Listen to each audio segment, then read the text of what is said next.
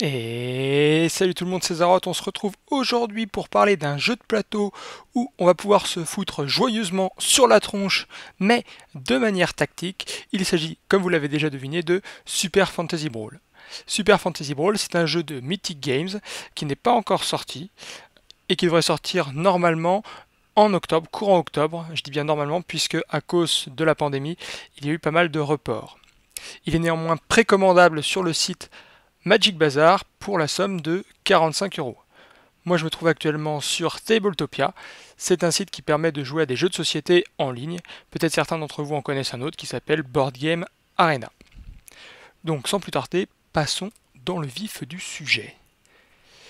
Pour gagner à Super Fantasy Brawl, rien de plus facile, il faut être le premier joueur à atteindre 5 points de victoire. Comment gagner des points de victoire? Soit en tuant un des champions adverses, puisque chaque joueur possède 3 champions. Donc si vous tuez un champion adverse, vous marquez un point de victoire. Ou alors, au début de votre tour, si vous validez un des défis qu'il y a ici sur la piste des défis, vous marquez un ou 2 points de victoire. Si votre carte est ici, vous marquez un point de victoire puisqu'il y a une petite coupe. Si le défi que vous validez est ici, vous marquez 2 points puisqu'il y a 2 petites coupes. Ici, 2 points. Ici, 1 point. Donc voilà, rien de plus facile. Le premier qui cumule 5 points de victoire remporte la partie. Pour mettre en place une partie, il y a plusieurs étapes que l'on va voir maintenant. La première étape, c'est la sélection des champions. Tabletopia vous propose une sélection de 15 champions, les 12 qu'il y a ici plus les 3 que j'ai déjà sélectionnés. Dans la boîte de base, il y aura 6 champions, les 3 qui sont actuellement à gauche, plus les 3 que j'ai sélectionnés. Il y a deux manières pour la sélection des champions. La première, c'est pour les parties, on va dire, amicales. Vous faites un pool de 6 champions. Le second joueur choisit son premier champion. Le premier joueur choisit également un champion. Puis le second joueur sélectionne son deuxième champion, etc. jusqu'à ce que les deux joueurs aient 3 champions chacun. Ou alors il existe la manière compétitive. Là, les deux joueurs arrivent avec 5 champions chacun. Ça peut être les mêmes. Le premier joueur va ban, donc interdire un des champions adverses. Le second joueur va faire de même. Il reste alors 4 champions par joueur. Le premier joueur va sélectionner son premier champion.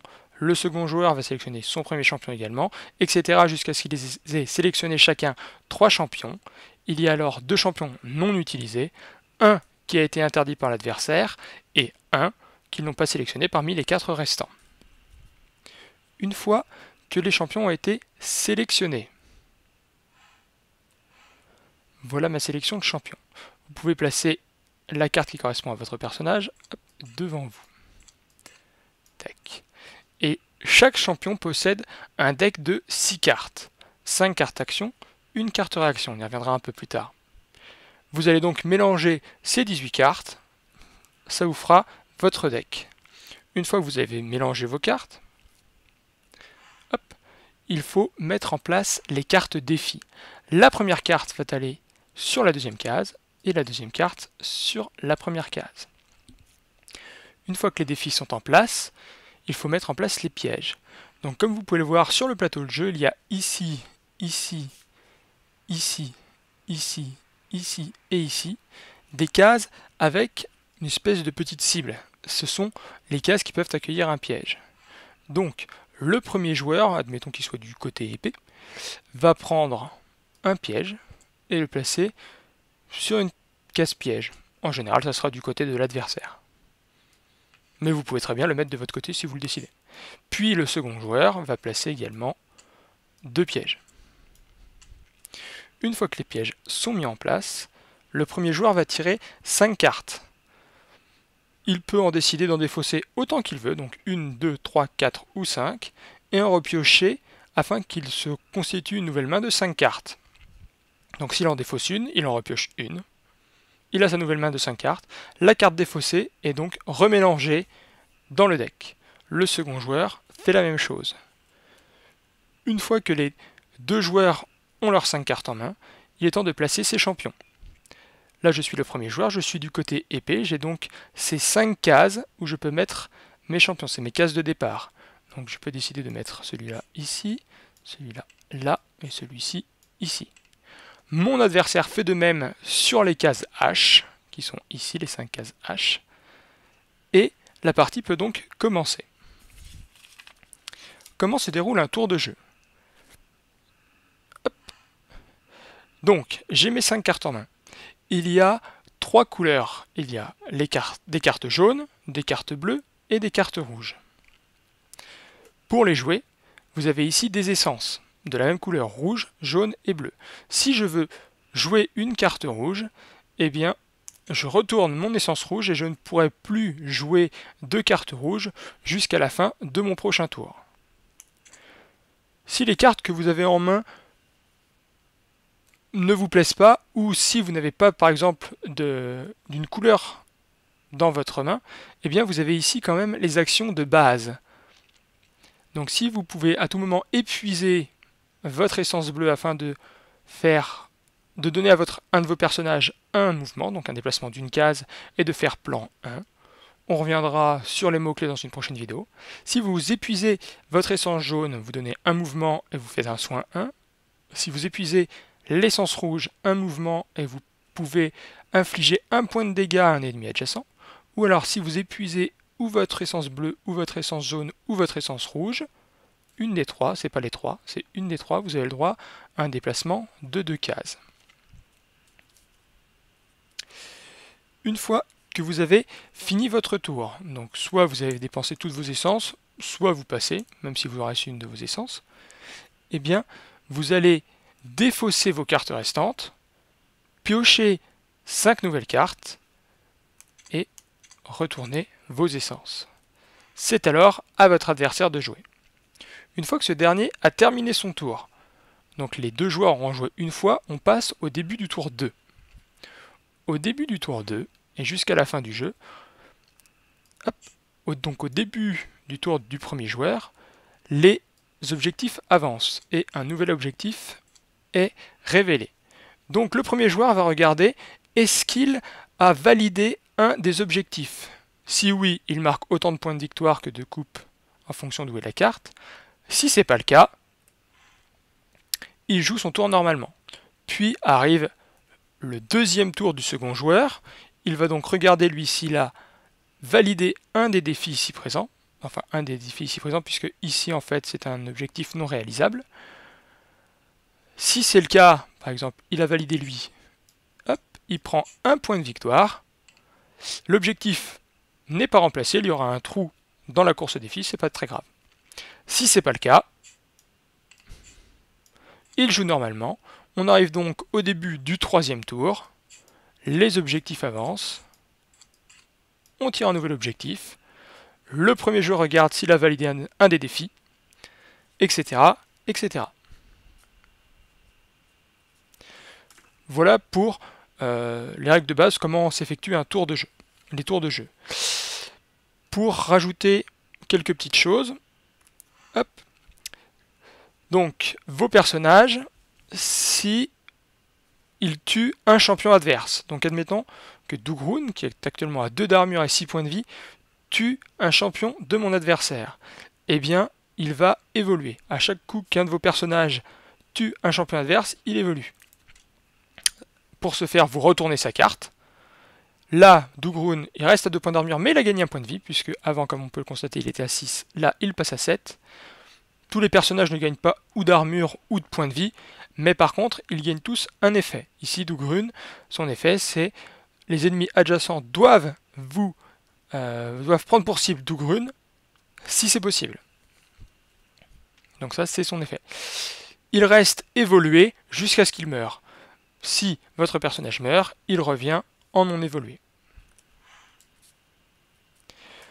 Un personnage qui est mort, donc admettons que hop, mes personnages étaient ici, ici et ici. Si ce personnage-là meurt, il n'est pas complètement éliminé de la partie, il revient simplement hop, à mon portail.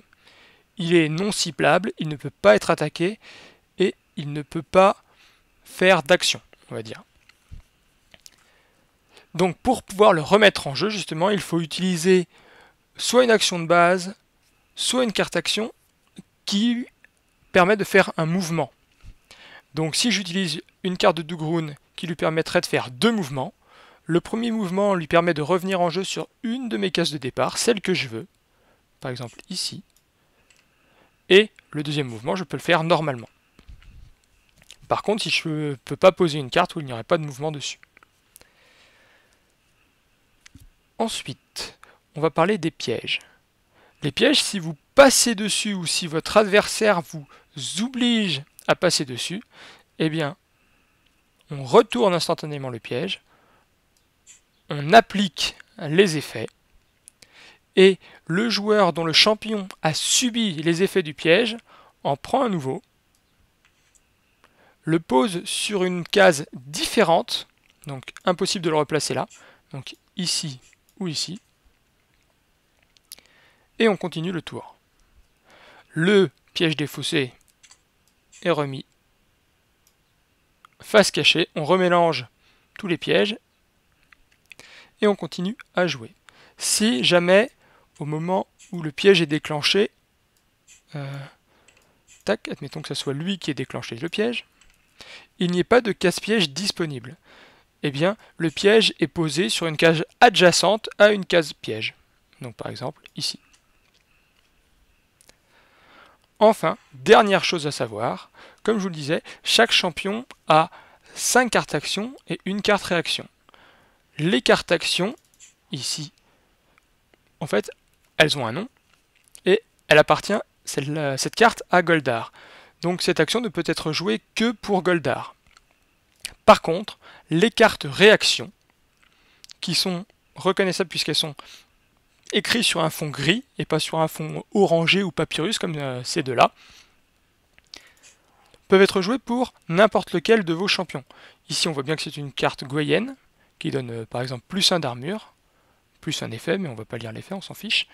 Par exemple, si mon Goldar est attaqué et qu'on devait lui infliger 2 points de dégâts, donc un point qui serait ignoré par l'armure, et donc le deuxième point de dégâts attaquerait directement ses points de vie, eh bien je peux jouer la carte de Goyenne pour lui rajouter un point d'armure, et ainsi lui permettre de ne pas prendre de dégâts. Les cartes réaction donc sont jouées, comme je vous le disais, pendant le tour de votre adversaire. Mais si je joue cette carte pendant le tour de mon adversaire, j'épuise mon essence jaune. Hop, juste l'essence, pas la carte. J'épuise mon essence jaune. Donc, quand reviendra mon tour de jeu, eh bien je n'aurai plus que mon essence bleue et mon essence rouge, donc une action de moins pendant mon tour.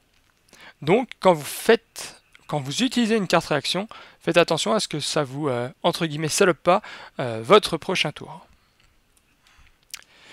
Donc voilà, vous savez comment gagner à Super Fantasy Brawl, comment mettre en place une partie, comment effectuer un tour de jeu, vous en savez un peu plus sur les règles. Je vais faire une série de vidéos sur ce jeu afin d'expliquer comment on lit une carte, comment on lit les différentes icônes. On regardera aussi quelles sont les différentes cartes défis, quels sont les différents pièges, et on expliquera également chaque champion, voir quelles sont ses forces, quelles sont ses faiblesses. J'essaierai de faire un Google Sheet pour essayer de résumer tout ça. On verra également les différents mots-clés qu'il y a, afin qu'il soit bien expliqué. Et puis voilà. Comme ça, on aura un tour complet de Super Fantasy Brawl. J'essaierai également, si j'arrive, de vous montrer une partie, ou une partie qui a été jouée, pas forcément avec moi, mais que je pourrais du coup commenter. On essaiera de faire tout ça. Donc, si ça vous a plu, n'hésitez pas à laisser un commentaire ou un pouce bleu, ou si vous avez des questions, ou pour me corriger si j'ai raconté une bêtise, hein, je ne dis pas que j'ai complètement compris le jeu, donc n'hésitez pas à laisser ça en commentaire. N'hésitez pas non plus à vous abonner donc à ma chaîne pour être au courant des prochaines vidéos. La prochaine vidéo, vous la retrouverez sur la droite de l'écran quand elle sera en ligne. Je vous fais des bisous et je vous dis à la prochaine. Salut, salut!